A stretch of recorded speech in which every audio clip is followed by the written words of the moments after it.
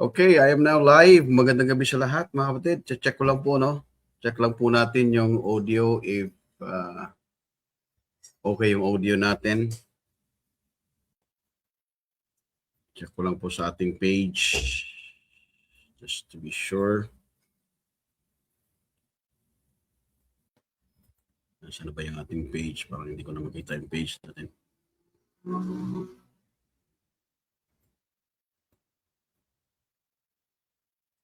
Nasaan na ba yung ating page? Bro, hindi ko na makita yung page natin.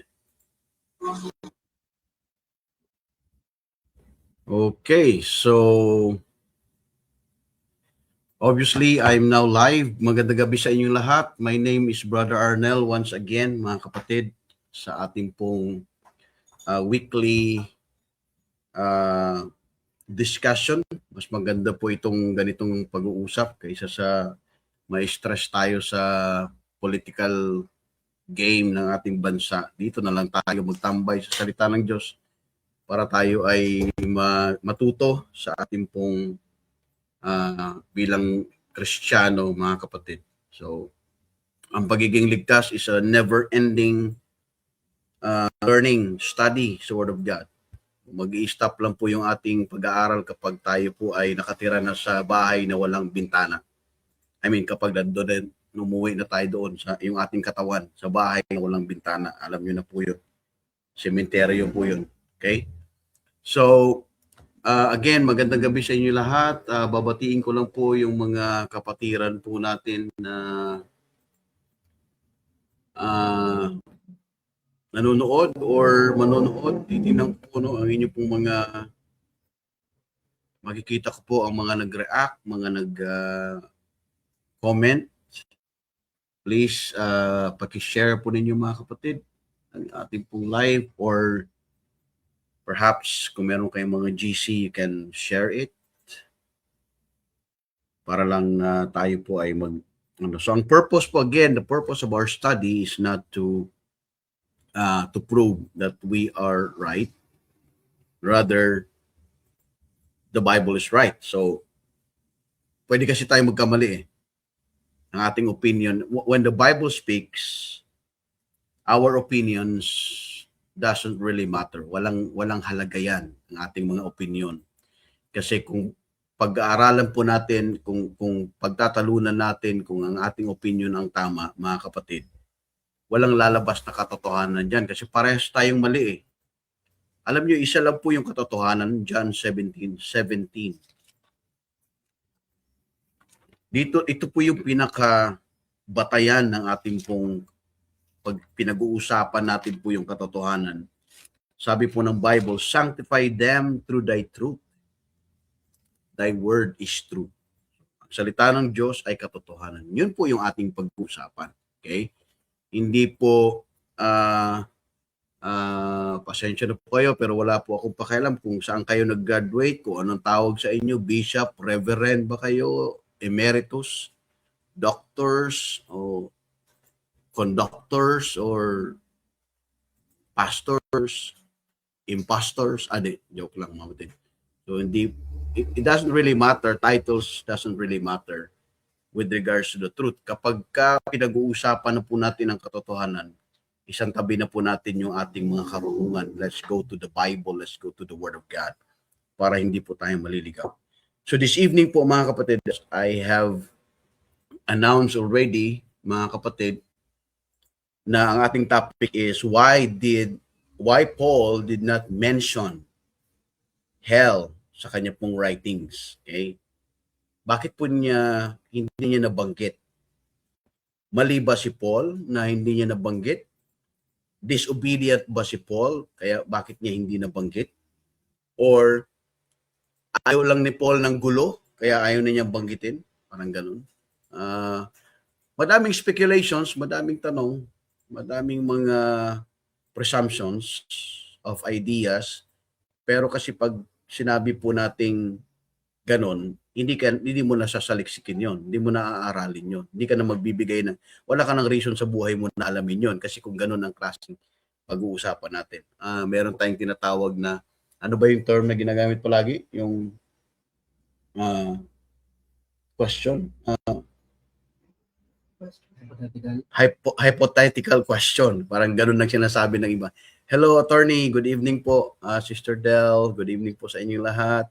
Sa mga taga-BOC, Body of Christ, and sa ating po mga friends po from the North, from the Central Luzon, Visayas, and Mindanao. Magandang gabi po sa inyong lahat. So, I can see your comments. So, good evening po. Okay? So, siguro mag-start tayo sa panalangin for better understanding po ng ating topic. Panginoon, kami po ay lumalapit sa inyo bilang nagmamay-ari po ng aklat, Panginoon. Kami po ay nangihiram lang. Kami po, Panginoon, ay nakikibasa lang. So, hindi po namin pagmamay-ari ang aklat na ito. Ikaw po ang nagmamay-ari ng aklat na ito.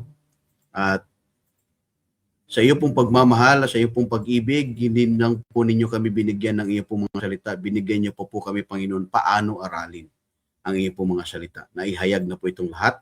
Salamat po sa lahat, Panginoong Diyos, at ang aking pong dalangin na ikaw pong siyang mabigyan ng kaluwalhatian sa aming pong pag-aaral. Bigyan niyo po kami ng humble spirit and open heart to learn the truth, not to resist the truth, but to accept it because we can do nothing against the truth. Salamat po in Jesus Christ, our Savior. Amen at amen. Okay, so again, I hope mga kapatid, please let me know kung nawawala ako sa aking signal, mga kapatid. Kasi medyo may problema kami sa internet connection. So let's crack on. Let's go straight ahead po sa ating pag-aaral. Now, let me share. Puntahan muna po natin, mga kapatid, ang 2 Corinthians 3 verse number 12. 2 Corinthians chapter 3 verse 12. Dito po tayo magsisimula. Ito po yung ating pinaka-jumping board. 2 Corinthians chapter number 3 verse number 12. The Bible said, "Seeing then that we have such hope," sabi ni Pablo, nakikitang meron tayong pag-asa. "We use great plainness of speech." Sabi ni Paul, gumagamit siya ng plain na salita. So, ibig sabihin, nung sinabi ni Apostol Pablo, kapag kasi, dahil si Apostol Pablo po yung ating apostle, i-consider natin yung kanyang sinasabi kasi siya yung tinawag ng Diyos para sa mga Gentiles. Puntahan natin ang 2 Timothy 2:7. 2 Timothy 2:7. Okay? 2 Timothy chapter 2 verse number 7. Okay? Panoorin niyo po hanggang huli mamaya kasi meron po tayong panonooring video na sabi niya, kaya daw hindi na nagpipreach si Apostol Pablo ng hell kasi puro encouragement na lang ang preaching ni Paul. Well, let's see. Let's see po mamaya. 2 Timothy 2:7. Sabi ni Paul, "Consider what I say," sabi niya, i-consider yung aking sinasabi, "and the Lord give thee understanding in all things." Sabi ni Paul. I-consider nyo yung ang aking sinasabi at ang Diyos ang magbibigay sa inyo ng, sabi niya, "and the Lord will give the understanding," unawa sa lahat ng bagay. Okay? So, si Apostol Pablo kasi bilang isang tinawag ng Panginoon sa Gentiles, alam naman natin yung kanyang background ay dati siyang Pharisee. Dati siyang master of law. Buksan po natin, mga kapatid. Para lang makita natin yung kanyang background. Kung hindi kasi natin alam ang background ni Apostol Pablo, medyo maki-question natin yung kanya pong credibility. Like for example, if any person na nagsasalita na wala siyang credibility, wala siyang background, mga kapatid, medyo mahirap paniwalaan. Pero kung nagsasalita siya based on his background, ano siya dati, okay, paniniwalaan natin siya kasi galing siya diyan. Kumbaga mayroong salitang been there, done that. So, been there, done that na salita. Now, Philippians 3:5, ito pong sinabi ng Bible sa Philippians 3 verse 5. I hope nandyan pa po kayo, no? Philippians 3:5. Siguro mag-start tayo sa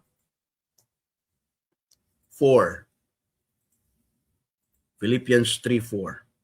So sa pag-aaral po ng Bible, we have to compare scripture with scripture. Hindi po yung parang namumulot tayo ng verse para lang umakma yung ating paniniwala. We have to compare scripture with scripture.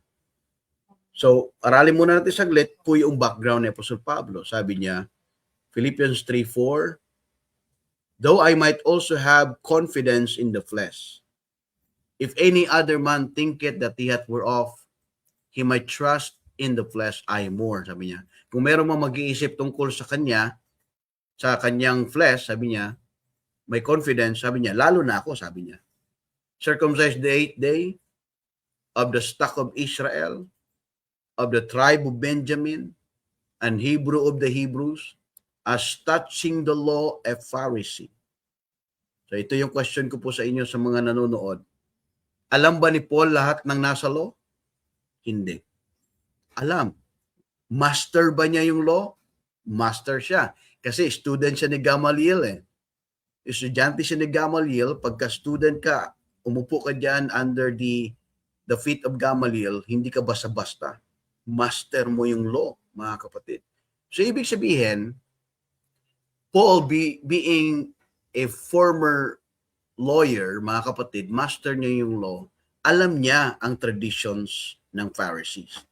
Alam nga niya na mayroong negosyo sa religion ng mga Hudyo eh. Alam niya na ang law ginagamit ng mga religious group para magkapera. Ginagamit nila 'yon. Alam ni Pablo. Binanggit niya sa Galatians 'yon na the Jewish religion profited, kumita yung mga Hudyo. So alam niya 'yon being a Pharisee. Verse 5. Philippians 3:5. And Hebrew of the Hebrews, as touching the law, a Pharisee, concerning zeal, persecuting the church, touching the righteousness which is in the law, blameless. So binanggit niya yung kanyang credential, pero sabi niya, what things were gained to me, those I counted loss for Christ. Meaning, walang kwenta yon ng kanyang mga pinagdaanan. So alam naman natin, sa buhay natin, kung walang kwenta yung mga bagay, hindi mo na kailangang ipangalandakan o hindi mo na kailangang ipresyon kasi walang kwenta. Okay? Now, so as a background ni Apostle Pablo, being a master of the law, being a person, mga kapatid, na alam niya ang lahat, mga kapatid, dito natin pagsisimulan, dito tayo magsisimula, bakit hindi na niya binanggit po yung magandang gabi po, Ma'am Rowena, good evening po. Dito natin pagsisimulan, bakit hindi niya kailangan banggitin ang impyerno, mga kapatid, na traditional hell. Okay? Now remember very carefully, kanina yung background ni Paul being a Pharisee, meron pong revelation si Apostle Pablo na idinirect ni Jesus Christ sa kanya na hindi po related sa apostles, in which we are going to discuss that later on. So let me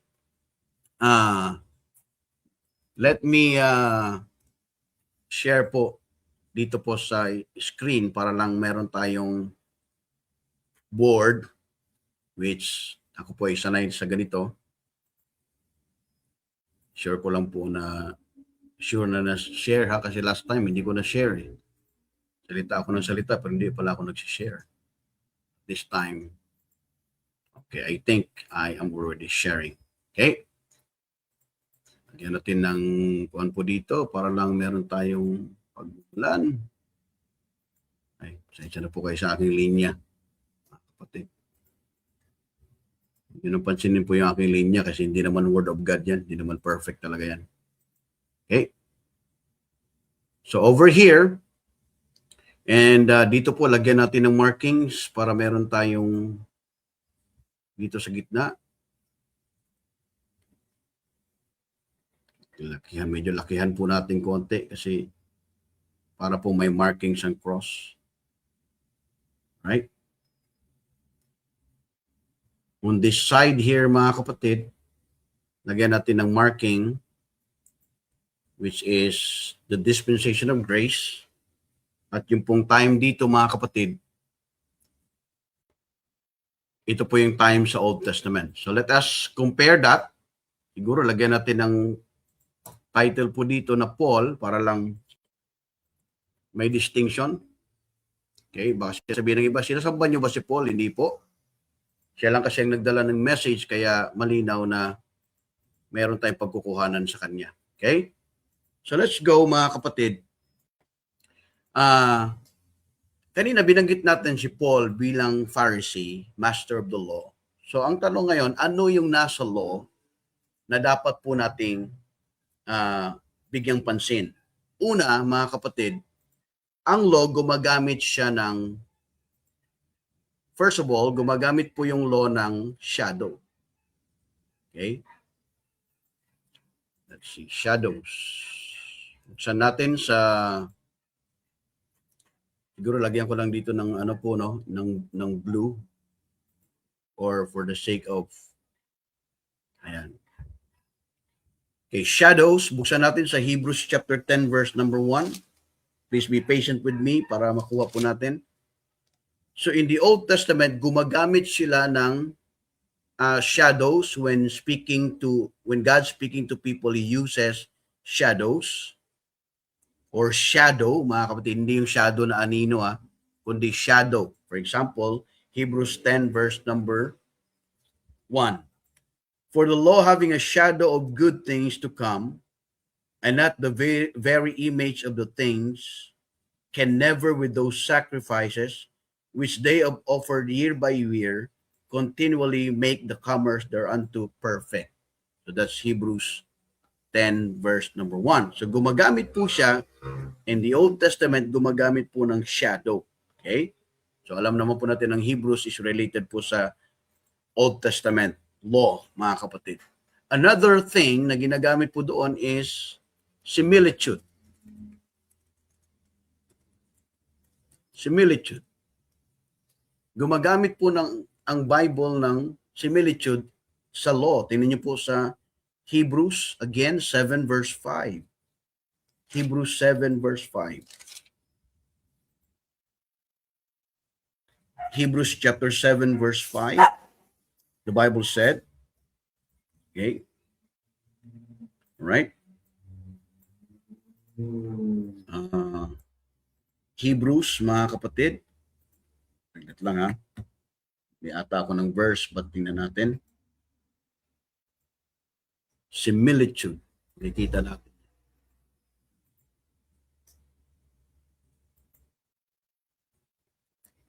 Right? Hebrews 7:15, sorry. 7:15, hindi 7:5. Hebrews 7:15. And it is yet far more evident, for that after the similitude of Melchizedek, there ariseth another priest. Gumagamit po ng similitude. Maraming mga similitude Simile, right? Marami pong mga ginagamit ng Bible as, yung like, yan po yung mga similitude na ginagamit. And then another thing na ginagamit po sa Old Testament is types and parables, and then satirical story.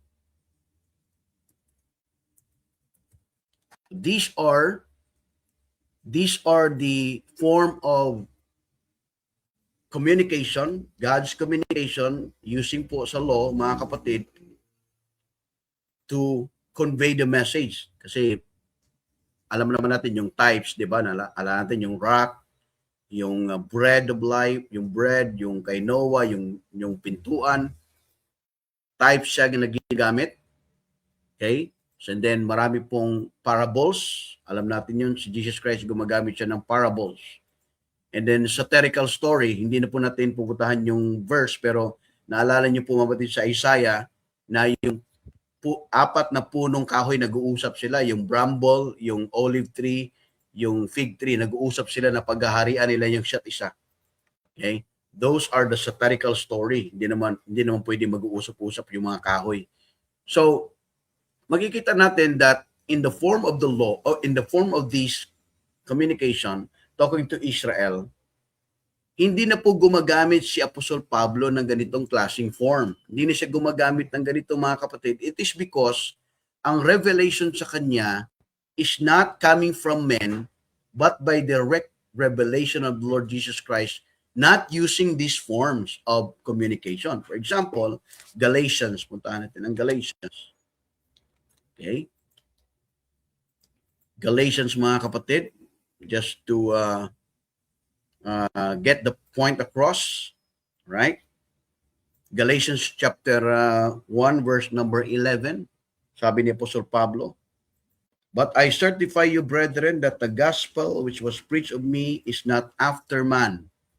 For I neither received it of man, neither was I taught it, but by the revelation of Jesus Christ.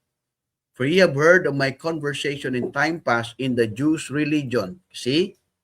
Dati siyang ganito, sabi niya, sa religion na in time past, "how that beyond measure I persecuted the church of God and wasted it, and profited in the Jews' religion." Ito yung sinabi ko sa inyo kanina na kumita siya sa religion ng mga Hudyo. Kasi alam naman natin, ang mga Pharisees, ginagamit nila yung story sa Old Testament para yumaman.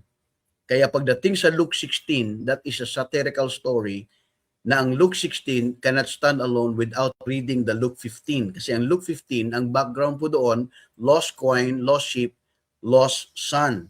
That is the background po, mga kapatid, ng oppression po ng mga Pharisees sa Israel. Okay? Kaya ang Luke 16, mga kapatid, makikita po natin doon, hindi po natin pwedeng gamitin ang Luke 16 as the proof na may pumunta ng langit, na may pumunta ng impyerno, because common sense will tell us na hindi yon. Kasi gaano ba kalapit ang langit at ang impyerno noong unang panahon para mag-usap sila? Di ba? Gagamitin natin ang ating common sense. Tapos pwede pa lang magdala ng kaisang tulo lang ng tubig doon sa impyerno. Nag-request yung rich man Nag-request kay na ipadala si Lazarus para magbigay ng kahit isang tulo lang, mga kapatid, ng tubig. So, gaano ba kalapit? I mean, common sense will tell us. Now again, remember, Luke 16 is part of the Old Testament books, meaning that is part of the kingdom.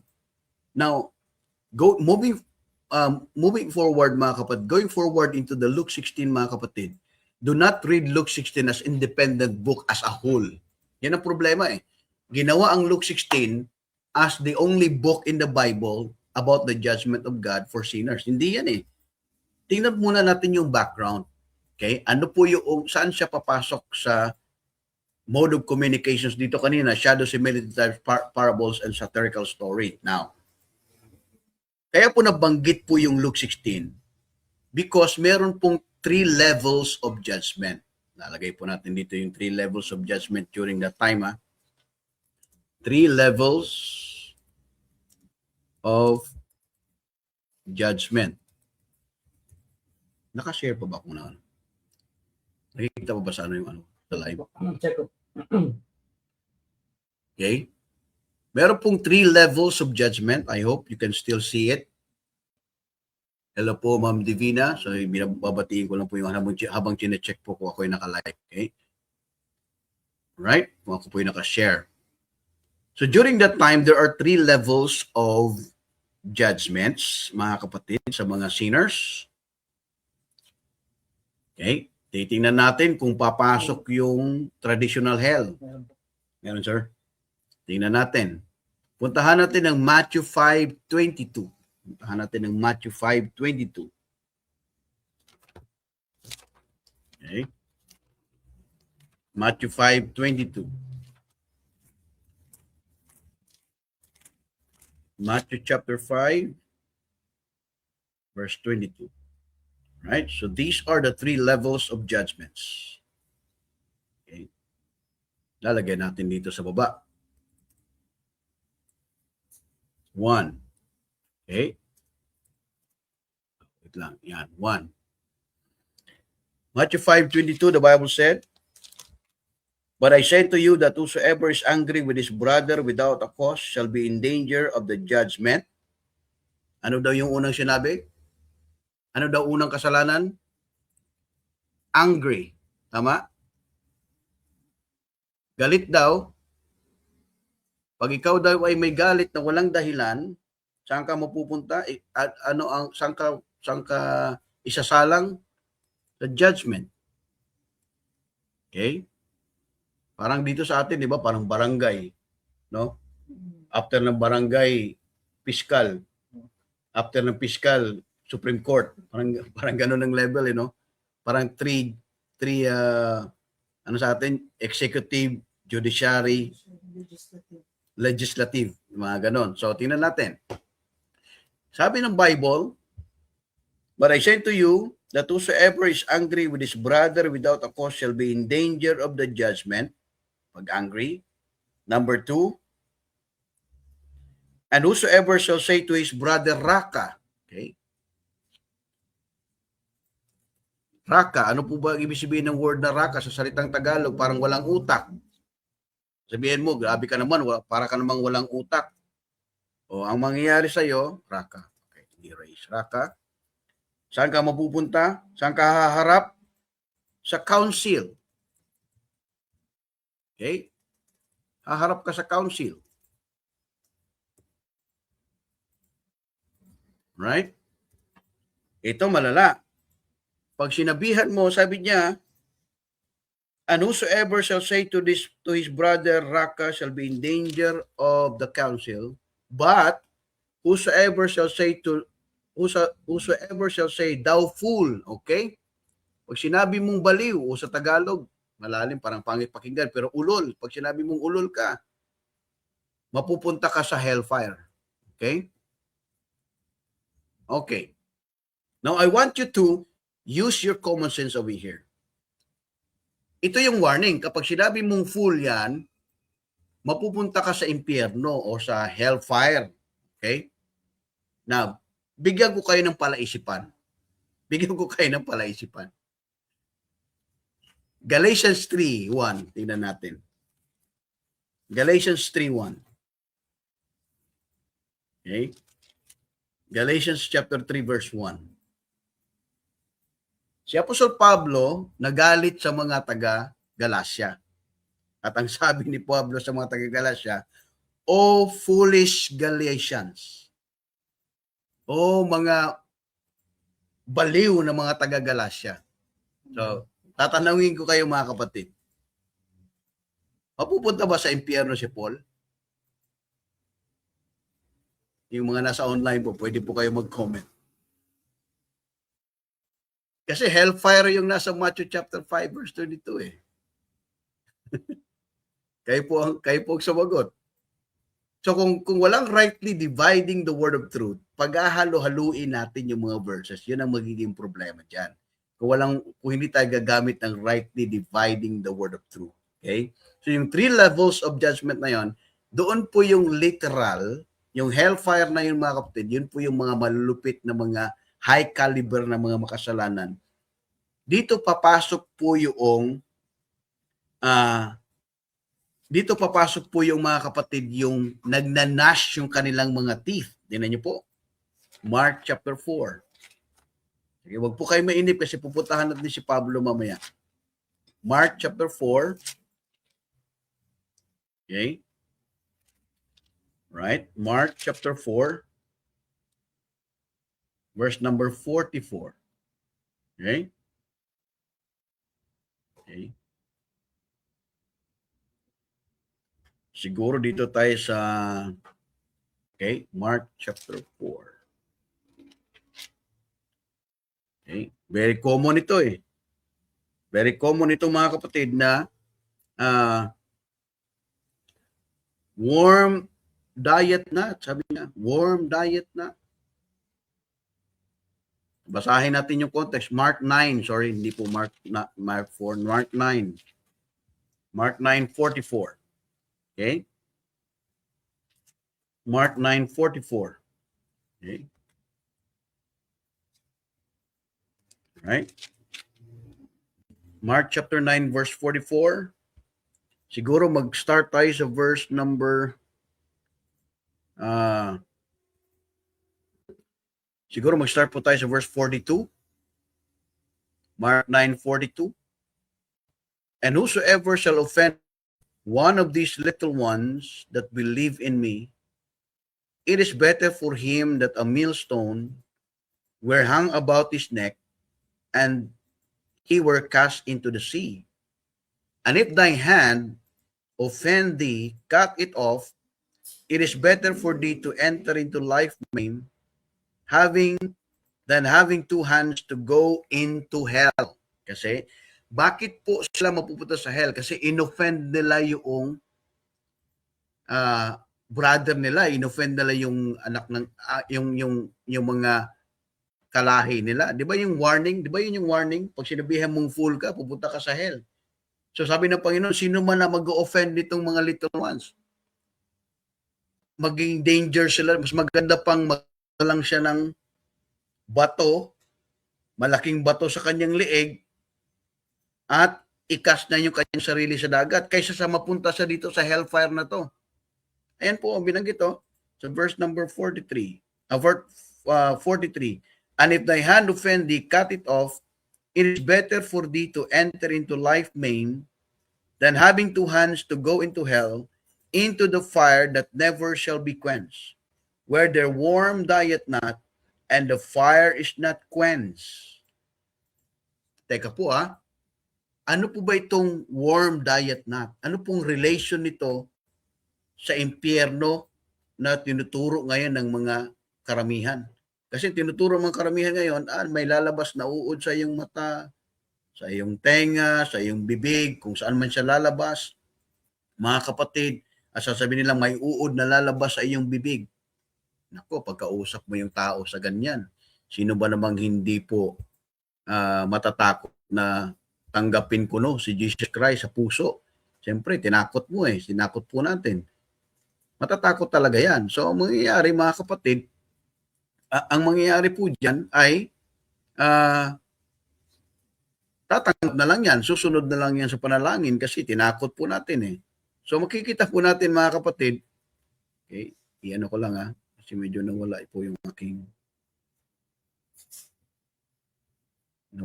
aking one. I-share ko lang po ulit. Add to stage. Okay. Good evening, Brother Terrence. Yeah, good evening, brother. Okay, so balikan po natin yung ating po para hindi po ako mawala sa aking pong line of thoughts. So again, during the law, meron pong judgment talaga, meron pong hellfire, pero hindi po ito yung hellfire na katulad po ng tinuturo ng marami pong tao, ng marami pong religion, mga kapatid. Kasi ito pong sinasabing if thy hand offend thee, so pwede palang isang kamay, halimbawa sinabihan nila inoffend nila yung Israel, inoffend nila yung kanilang brother, sinabihan nilang fool, so or nagkasala yung kanilang kanang kamay, kanilang mata, pwedeng i-cast yun part ng body. Only part of the body will be cast into the hellfire. Ito yung darkness outside Jerusalem. Hindi po yung tinuturo, may nagturo po sa Cebu mga kapatid na ang outer darkness daw ay sa future daw yan. Kapag hindi ka daw faithful ngayon sa body of Christ, kapag hindi ka daw faithful sa panahon ngayon at hindi ka tapat sa Panginoon, pagdating daw sa future during the millennium, ikakas ka doon sa outer darkness. Kamali, sobrang mali naman yung turo na yun mga kapatid, kasi hindi yun ito yung literal mismo yung outer darkness mga kapatid na ikakas. Iko-connect natin yung outer darkness mamaya. Puntahan natin ang verse number 46. So, where their worm diet not and the fire is not quenched. Ano po yung worm diet not? So, pupuntahan po natin ang Isaiah 66 para magko-connect. Okay? Comparing scripture with scripture. Lalabas po yung katotohanan, mga kapatid. Okay? Huwag tayo basta-bastang parang pulot-pulot lang tayo ng verse at yun na yun. Okay, katulad po ng ating kaibigan, kinukot-quote lang niya isang verse at ibang verses, hindi po uubra yun. Kailangan po nating, alam mo yung parang bird's eye view para maunawaan natin how the Bible see things, hindi po how we see things. Okay? So, ang tanong, ano po yung worm diet nut? Okay? Ano po yung worm diet nut? Isaiah 66:24. The Bible says, and they shall go forth. Okay, kung nandiyan na po kayo. Isaiah 66:24. And they shall go forth and look upon the carcasses of the men that have transgressed against me, for their worm shall not die, neither shall their fire be quenched, and they shall be an abhorring of the flesh. Now, ang kagandahan po sa ating King James Bible, meron na pong built-in dictionary. So, ang ibig pong sabihin ng worm at sa verse na yan ay ang mga carcasses, mga bangkay ng tao. Bakit diet nut? Kasi araw-araw may hinahagis doon. Ikaw ba naman putol ng kamay, hagis, mata, hagis doon sa outer darkness. Mga kapatid, tinan nyo ha. Kaya puro bangkay na hinahagis doon. Kaya kinuwento ni Jesus Christ, ni-reiterate ni Christ kung anong nangyari doon sa Old Testament, mga kapatid, sa kanila. Kaya kinote lang ni Jesus Christ because that is the same thing that's gonna happen in the kingdom, in the future. Okay? Mga kapatid, right? Para lang klaro, no? Hindi tayo basta-basta talagang kukuha ng verse, mga kapatid, na hindi siya aakma sa ating panahon. Please be patient with me kasi pupuntahan po natin mamaya kay Apostle Pablo. Now, go with me in Matthew chapter number 8, verse number 12. Matthew 8:12. Okay? Okay, babalikan ko lang po kayo sa idea, mga kapatid.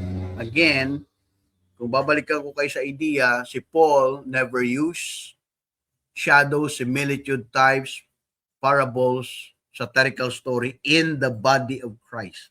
Okay? Kasi ang sa body of Christ, mga kapatid, mamaya na lang yun, parang excited akong i-advance, pero mamaya po yun, mga kapatid. Okay? Matthew chapter 8, verse number 12. Prepare niyo po ang inyong mga questions, kung meron po kayong questions. Matthew 8, verse number 12. I'm sure si Bud, marami pong mga may questions dito mamaya. Okay, Matthew 8:12. Siguro sa verse 11 mag-start tayo. And I say to you that many shall come from the east and west and shall sit down with Abraham and Isaac and Jacob in the kingdom of heaven. Again, what is the kingdom of heaven? The kingdom of heaven is a literal, visible kingdom. Okay? Right? Kingdom of heaven, mga kapatid, ang pinag-uusapan po riyan ay hindi po body of Christ. Ang kingdom of heaven po, dito po yan sa panahon po ni Jesus Christ. Lagyan natin ng dito po yung kingdom of heaven. Right? Siguro lagyan natin ng green. Yan na.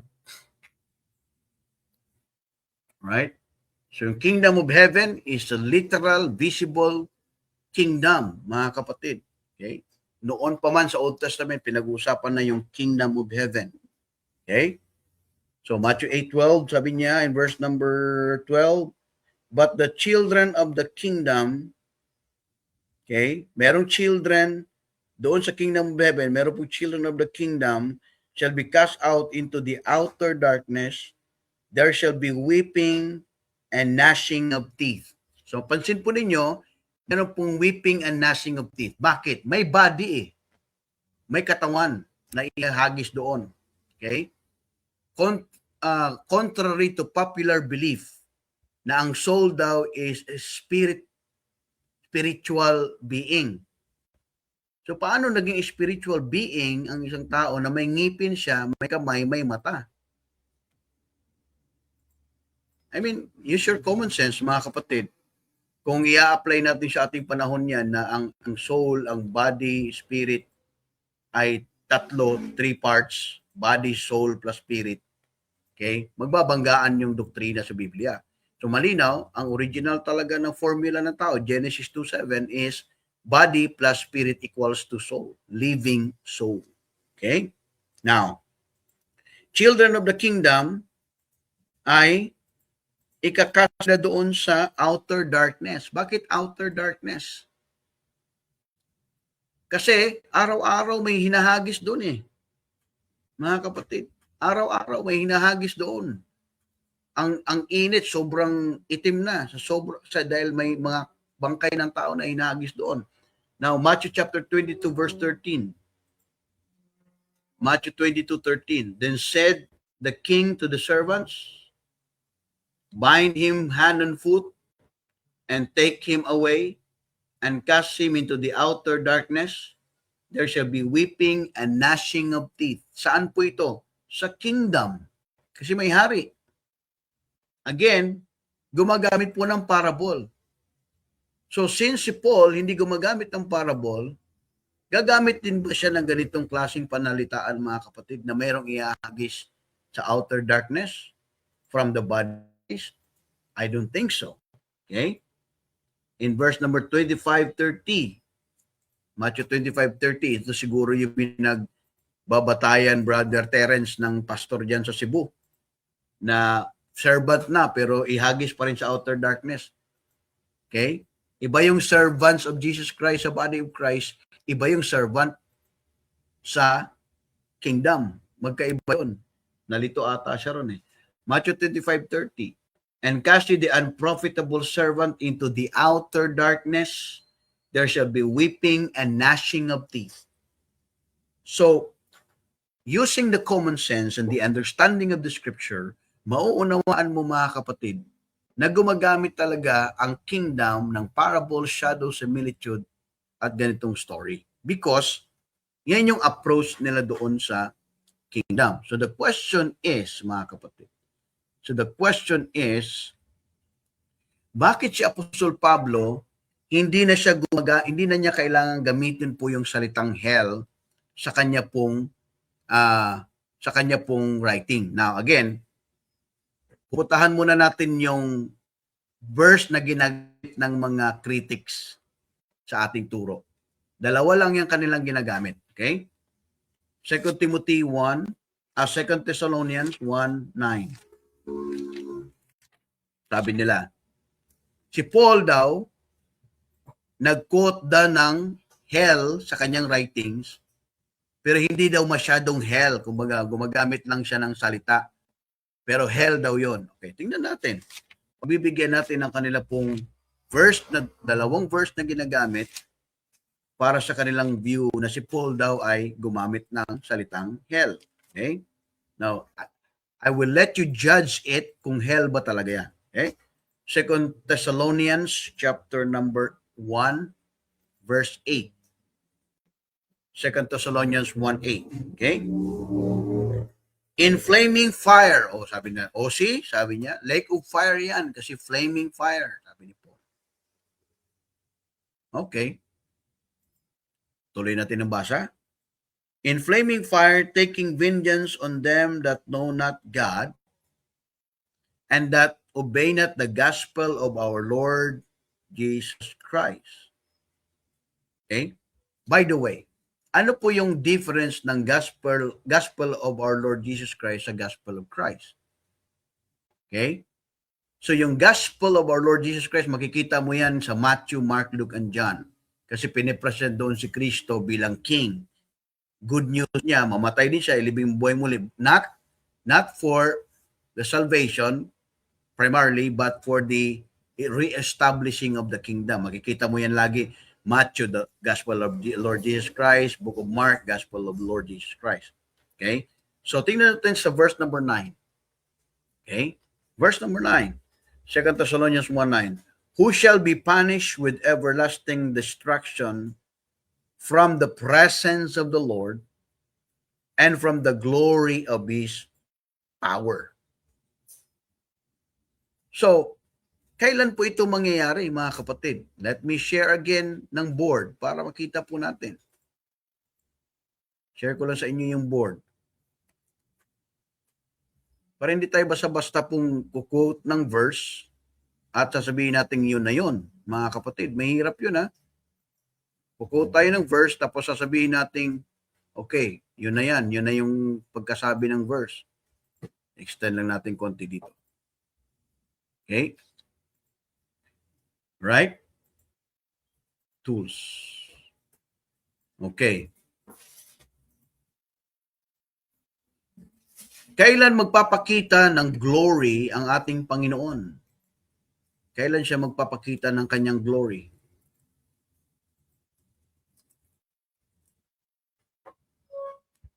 Okay? Kailan siya magpapakita ng kanyang glory? Siguro lagyan natin ng yellow.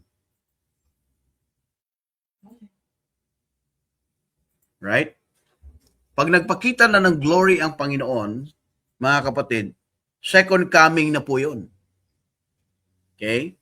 Ngayon, hindi pa nagpakita ng glory ang Diyos ngayon kasi hindi po siya hari ngayon. Siya po ay Savior. Siya po ay tagapagligtas. Hindi po siya tagapaghigante. According to the verse 8, taking vengeance on them that know not God and that obey not the gospel of our Lord Jesus, who shall be punished with everlasting destruction from the presence of the Lord. So basically, hindi po ito sa ilalim ng lupa na apoy. Sa harap mismo ng Diyos, ipapunish na ng flaming fire. Nakikita natin yan sa Revelation eh. Mababasa natin yan sa Book of Revelation na ang Diyos ginantihan niya ang mga enemies niya, ang kanyang mga kaaway. May lumabas pa nga sa bibig niyang sword and fire. Tapos meron siyang vesture deep in blood. In-illustrate yan ni John. So that's the only time, mga kapatid, makikita natin na ang Diyos ay magpapaulan ng apoy at yun yung sinasabi niya, mga kapatid, na ibabaptize niya ang tao with fire. Okay? Puntahan natin ang Matthew chapter 3. Matthew chapter 3. Ito yung sinabi ni John na baptism of fire. Tingnan niyo po sa Matthew 3 verse number 11. Matthew 3:11. Okay? Matthew 3:11, I indeed baptize you with water unto repentance, but he that cometh after me is mightier than I, whose shoes I am not worthy to bear. He shall baptize you with the Holy Ghost and with fire. So ang sabi nila, ang fire dito ay Acts chapter 2. Hindi po. Tingnan sa verse number 12. Whose fan is in his hand. Meron siyang pamaypay sa kanyang kamay. And he will truly purge his floor. Pupurgahin niya yung sahig. And gather his wheat into the garner. But he will burn up the chaff with unquenchable fire. Ito yung baptism of fire, mga kapatid. Hindi po ito yung hell na tinutukoy po, mga kapatid, ng karamihan. Okay? Hello po, Sister Millie. Good evening po. So, by comparing scripture with scripture, mga kapatid, makikita natin na talagang malinaw, mga kapatid, na 2 Thessalonians is not about the hellfire. Kasi kung hellfire yan, dapat binanggit na ni Paul yung quotation ni Jesus Christ kung kailangan niya i-preach, because he doesn't need to do that. Paul doesn't need to preach the parables, the shadows, the similitude, the heretical story, because ang natanggap niya is the complete record, the complete word of God. I can show you with verse, mga kapatid. Colossians 1:28. In fact, ang writing ni Paul ang nagkumpleto po ng salita ng Diyos. Kaya wala nang miracles, wonders, and signs sa time ni Paul kasi hawak niya kompletong record na eh. So bakit kailangan po ng parable shadow? Because hindi pa kumpleto ang Bible, hindi pa kumpleto ang scripture. Si Paul, sabi niya sa Colossians 1:26, 25, I think. Yeah, 25. Colossians 1:25. Wherefore I am made a minister according to the dispensation of God, which is given to me, binigay sa kanya at pinasa niya sa kanila, sa mga taga-Colossa, to fulfill the word of God. To fulfill the word of God. Para ma-complete, ma-fulfill. Fulfill means complete ang word of God. Kaya pagdating sa 2 Timothy 3:16, all scripture is given by inspiration of God and is profitable for doctrine, for reproof, for correction, for instruction in righteousness, that the man of God may be perfect, truly furnished unto all good work. So truly furnished na ang Word of God. We are complete.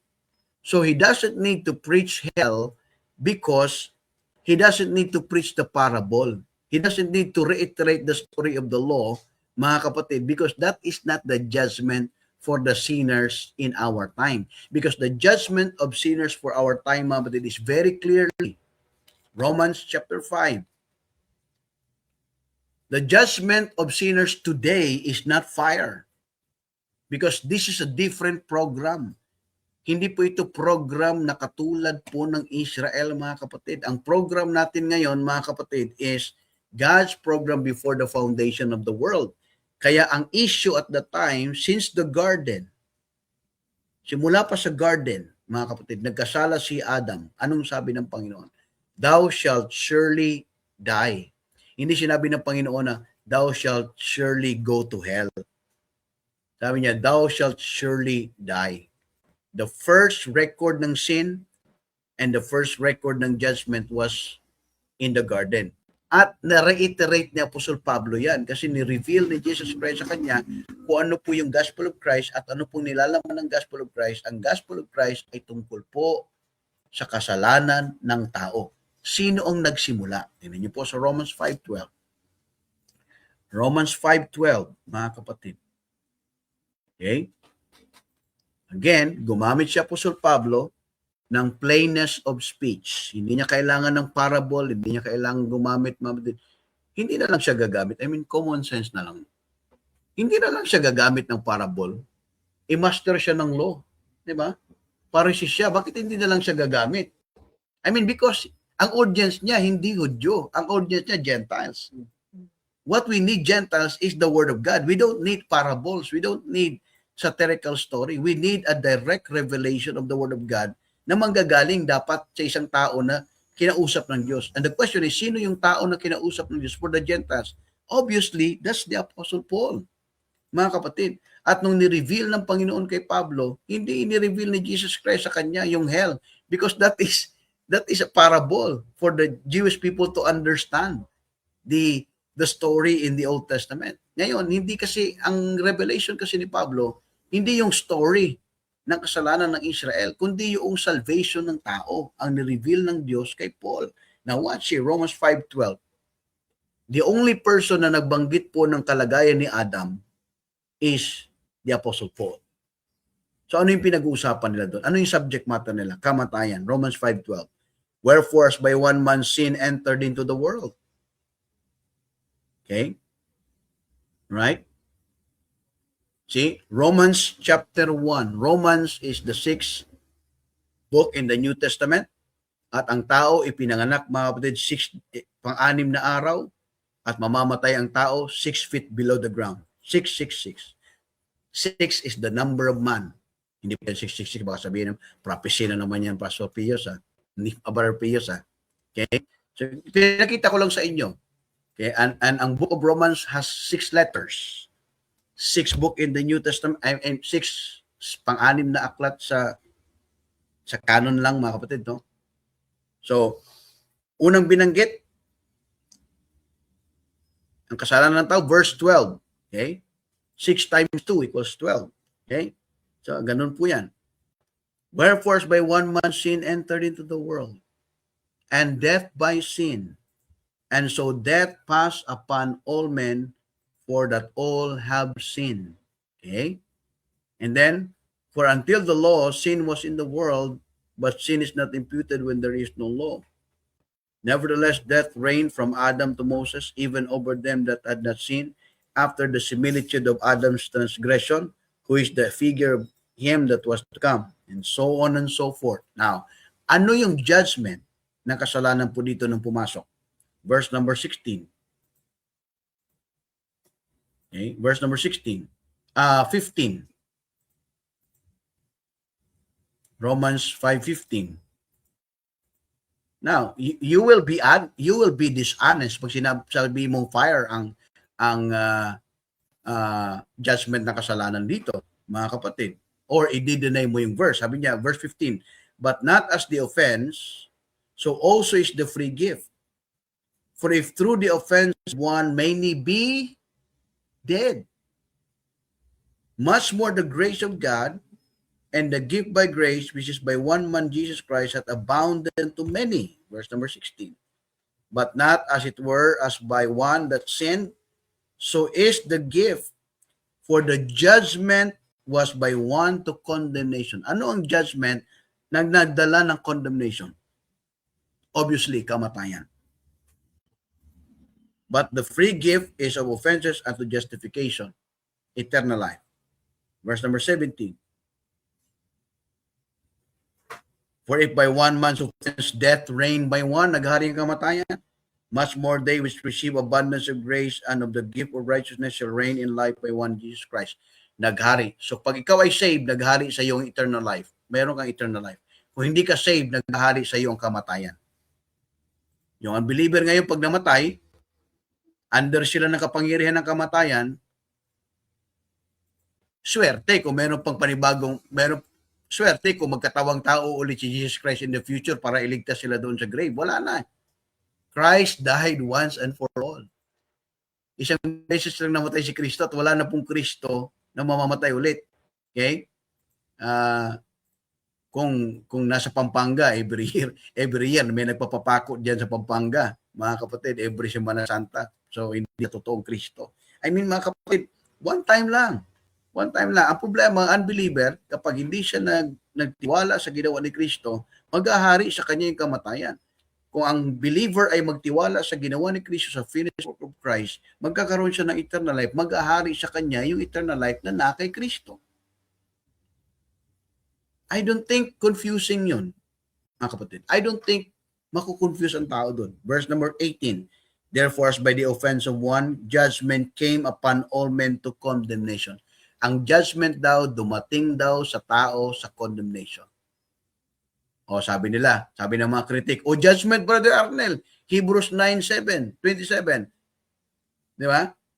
Pagkatapos daw mamatay, wants to die, after this the judgment. So question, ang Hebrews ba para sa body of Christ?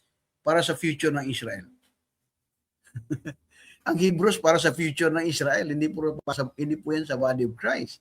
Kaya dito tayo, ano po yung judgment na binanggit po dito? Na dumating sa lahat ng tao, impyerno. Kaya ito yung hindi nila ma-defend. Ito yung hindi nila ma-defend. Ito yung hindi nila ma-depensa.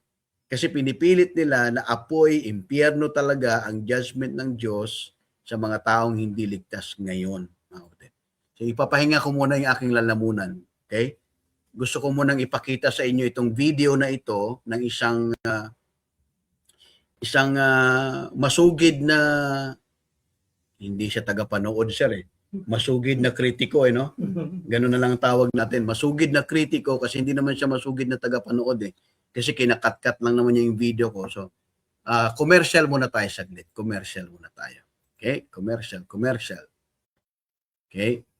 I-share ko lang po yung aking mga kapatid. So, para makapag-relax lang din kayo. I'm sure gabi na po kayo, no? Okay. Okay, share ko lang sa inyo dito sa video, mga kapatid.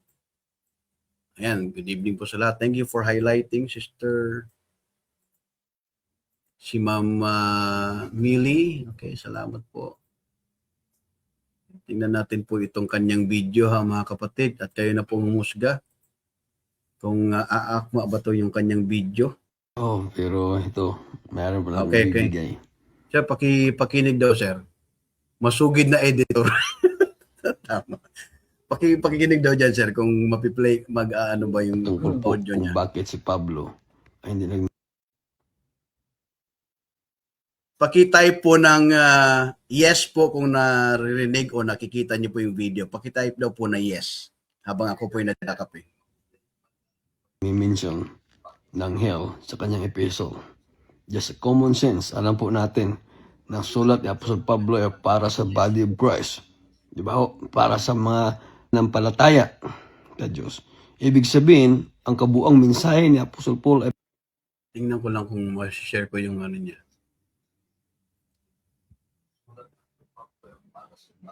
O yun, kita no? Kita. Okay, sige. Ano ko ha, i-repeat ko ha. Yes po, okay. Sige, sige. Sige, i-play natin ulit. Ito yung ating masugid na kritiko, mga kapatid. Hindi ko alam kung ano yung hinanakit niya sa akin, adibiro lang. Pero panoorin niyo po saglit. Dimension Maiksi lang po ng ito. hell sa kanyang epistle. Just a common sense, alam po natin na sulat ni Apostol Pablo ay para sa body of Christ. Di ba ho? Para sa mga nampalataya ka Diyos. Ibig sabihin, ang kabuang mensahe ni Apostol Paul ay para lamang sa mga believers. Di ba? So hindi na kailangan bigkasin pa o tumbukin pa patungkol sa impyerno. Kung maalala mo, kung basahin mo ang 14th epistle of Paul, ito ay lahat ang encouragement sa the body of Christ. Di ba? Karamihan, encouragement. Pero may warning siya. Hindi nawawala. Kung ibig sabihin kung walang hell, hindi ibig sabihin na wala siyang warning. Maraming warning si Paul para sa mga taong masasama. Mayroon silang kalalagyan. Kung hindi yung impyerno, ang kanilang kalalagyan, ano yun ang kanilang kalalagyan? Di ba ho? Yan ang pong ating mensahe ngayon. Kung bakit siya sa Apostle Paul hindi nagmi-mention patungkol sa impyerno dahil ang kanyang mensahe sa body of Christ ay mga encouragement. Hindi unbeliever ang kanyang audience, puro believers. Yan lang po sa gabing ito ang mensahe. Dahil ito palagi ang ginagamit ng mga ayaw sa impyerno. Si Pablo, palaging sinasabi, bakit si Paul hindi nagngangaral patungkol sa impyerno? Palaging ginagamit niyan. Kasi hindi nga nila naintindihan ang buong mensahe, di ba ho? So, yan lang po sa ngayong gabi na kayo sa amin, mag-alas 10 na. Ganon. Okay, so napakinggan niyo naman po, no? Ang ganda po ng kanyang sinasabi, puro walang verse. Ang ganda po ng kanyang... Sino po dito? Sige po, mag-comment po kayo sa ating mga kapatiran dito.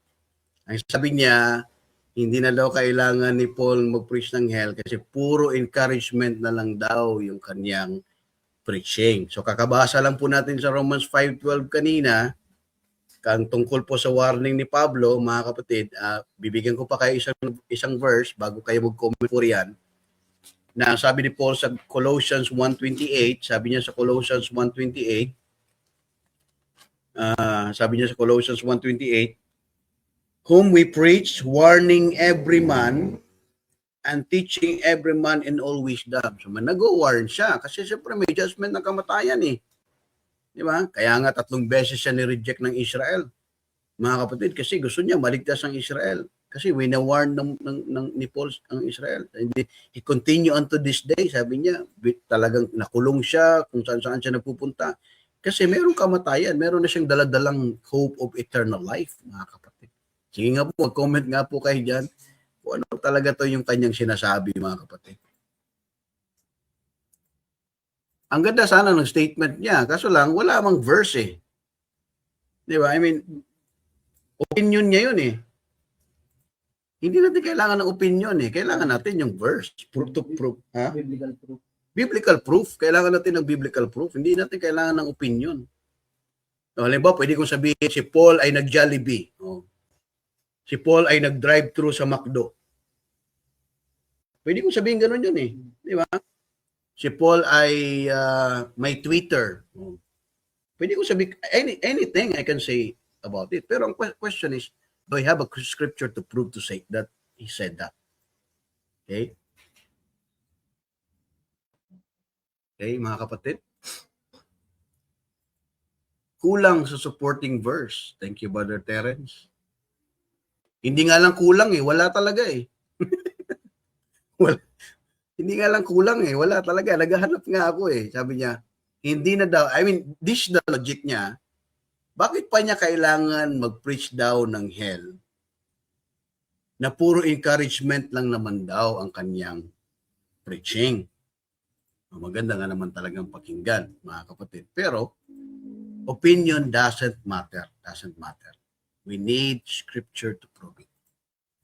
Ayan, good. Thank you. Thank you, sister. Thank you, attorney, no?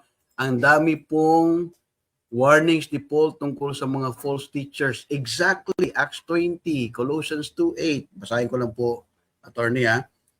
Colossians 2:8. Beware. Oh, see, warning yan. Beware lest any man spoil you through philosophy and vain deceit, after the tradition of men, after the rudiments of the world, and not after Christ. O saan po dito yung, thank you po sa verse, attorney. Saan dito yung puro encouragement? Warning nga po eh. Warning nga yan. Acts 20, di ba? Nag-warning siya, Acts 20. Sabi po ni Ma'am Millie, encouragement lang po ba or hope of heavenly and the sulat Apostle Paul sa body? Di ba? For the body, no? For the believers, yung mga saved, I'm sure, puro encouragement. I beseech you, sabi ni Paul. Kasi yun naman talagang kailangan sa body of Christ. No? So, pero sa mga unbelievers, meron talaga siyang dalawa, no? Meron siyang warning sa unbelievers, meron siyang warning sa mga false teachers. Okay, thank you. And then, thank you po, Ma'am Millie, sa inyong comment. Sister Millie Bautista, sabi po ni Sister Del, warning sa moral conduct sa Galatians. Exactly, Galatians 5:19-21. Yan. Ito yung gusto ko sa mga kapatiran natin, no, na talagang nag-aaral, nagki-criticize. Mahirap kasi itong kaibigan natin, wala kasi siyang tinuturuan, kaya walang nagki-criticize sa kanya. Hindi ka masasabing, alam mo, hindi ka giging legit na teacher kung wala kang students. Di ba? At saka, hindi ka maging effective na teacher kung wala kang critic na student. Kasi magiging monopoly ang mangyayari niyan pag sinasabi mo lang sa kanila, tama ka, pero kailangan merong salita, no, merong batuhan ng argumento. Okay? Galatians 5 verse number 19, sabi po ni Sister Del, now the works of the flesh manifest, which are these: adultery, fornication, uncleanness, lasciviousness, idolatry, witchcraft, hatred, variance, emulations, wrath, strifes, seditions, heresies, envyings, murders, drunkenness, revelings, and such like, of the which I tell you before, as I've also told you in the past, that they which commit such things shall not inherit the kingdom of God. O, warning po yan. Paano naging encouragement yan? So, nakakalungkot itong ating ewan ko, antayin natin yung kanyang sabi niya, gandang, kasi gusto nila talaga yung hell. Paborito nila yung hell, no, mga kapatid. Hindi ko alam kung anong meron sa hell. Di ba? Alam niyo, ang message ngayon, hindi siya ang message po natin ni Paul is, ang dala-dala natin ngayon is word of reconciliation. Hindi siya nakikipag-away. Hindi po tayo nakikipag-away sa mga unbelievers ngayon, mga mahal natin sa buhay. Ang dala-dala natin is salita ng pakikipagbati. Tingnan niyo po sa makikita natin yan. 2 Corinthians 5 verse 18-21. Binigyan tayo ng word of reconciliation. Binigyan tayo ng ministry of reconciliation. Sabi pa nga sa verse, God reconciling Himself unto the world. Ang Diyos na mismo ang lumapit sa mga makasalanan. Grabe. Siya na mismo ang lumapit. Di ba? Sabi ni Paul, nung tayo'y kaaway pa, when we were enemies, He reconciled us by the death of His Son. Ganda. No, ayaw daw na, sabi ni Brother Terence, ayaw daw natin sa hell. Ayaw talaga. Di ba? So imagine mga kapatid, no? Dati tayong kaaway. Pero nung si Kristo ay namatay sa cross, pinagbati niya mga kapatid ang makasalanan sa kanyang sarili. Di ba? Ang sino man ang magtiwala sa kanyang ginawa, mga kapatid, talagang open hand ng Panginoon na magligtas. Kasi yan ang will niya eh. Men be saved and come unto the knowledge of the truth. Yan ang will niya, mga kapatid. So, very clearly, Paul never mentioned hell because Paul never taught about the parables, about the, balikan ko po yung kanina, I don't know kung meron kayong understanding po sa ating kanina. Hindi po tinuro ni Apostol Pablo, matatapos na po mga kapatid.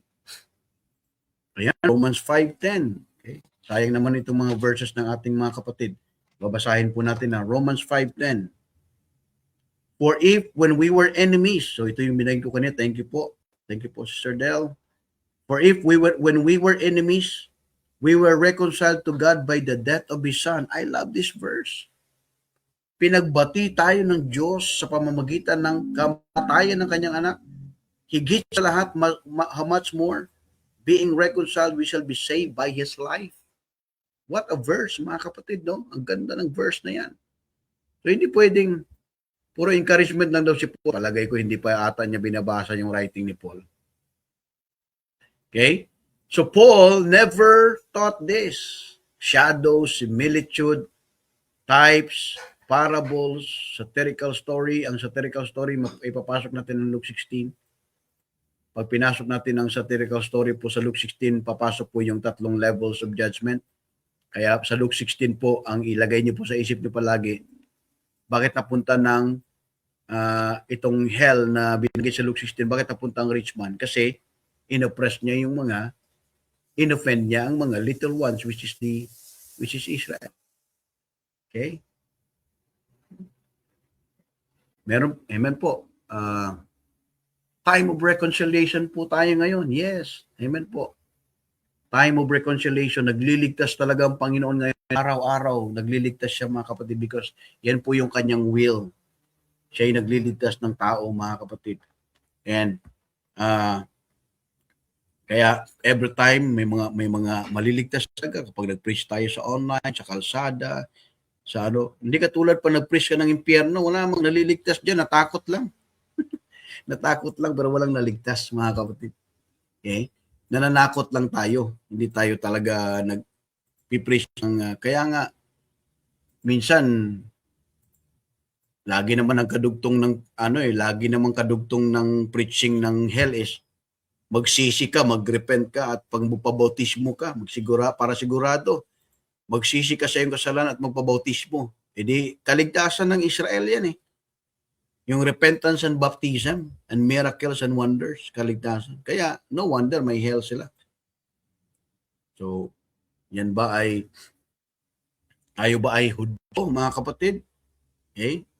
Para kailangan natin ng parables, kailangan natin ng mga stories na ganyan, satirical story. Okay? Very clearly, that Paul never mentioned it because it was not part of the revelation of the mystery to him. The revelation of the mystery to him includes the how of the gospel, how Christ died for our sins, buried and rose again, and how the body of Christ being nabuo ng Jew and Gentiles. So yun yung sakop ng mysteries, mga kapatid. So ang dami. So ang revelation ng misteryo na inihayag kay Apostol Pablo. Hindi niya kailangan ng mga parabulo, hindi niya kailangan ng mga satirical story and types and similitudes and shadows because obviously bilang Pariseo, master of the law, master niya yon, alam niya yon, memorize niya yon, but he did not preach it, he did not teach it because hindi yun galing sa revelation ng Panginoon. Thank you very much po sa inyong time. I hope po kayo po ay natuto sa atin pong discussion po ngayong gabi mga kapatid, and I'd like to recognize po sa mga nag-participate. Thank you so much po, Attorney, Sister Del, Ma'am Rowena, Ma'am Divinia, Ma'am Brother Terence, Brother Millie, Ma'am Millie, sorry po, Ma'am Sharon, sino po dito? Ayan, may comment. Ayan, thank you very much po sa inyo. Tapos yung mga kapatiran po na nandito, sila Sir Reggie, si Ma'am Ami, at saka yung sila Micah, sila Sister Cheryl, sila Andrea. At salamat mga kapatid sa inyo pong time at pagtsatsaga. Salamat po sa mga nag-react, mga nag-heart. Yun, 2 Corinthians 5:18-19. Basahin po natin kasi sayang kasi yung mga verses na binigay po ng ating mga kapatiran. Bago po ako mag-end kasi sayang po yung mga verses. 2 Corinthians 5 verse 18. Binanggit po ito ni Sister Millie. Ayan, ito po yung binanggit natin kanina ng reconciliation. And all things are of God, who hath reconciled us to himself by Jesus Christ, and hath given to us the ministry of reconciliation. To wit, what that God was in Christ, reconciling the world unto himself, not imputing their trespasses unto them, and hath committed unto us the word of reconciliation. Okay? Klaro na nakipagbati po ang Diyos. Okay? Salamat po sa mga nag-heart. Salamat po kay Pastor Herly Tabigni. Salamat po kay Sister Lina. Hello, good evening po. Brother Matthew, Brother JL, si Attorney, si Sister Millie. Salamat po sa inyo pong pagsuporta ngayong gabi. And God bless po sa inyong lahat. Magandang gabi po. Good night po sa inyo. Bye-bye po mga kapatid.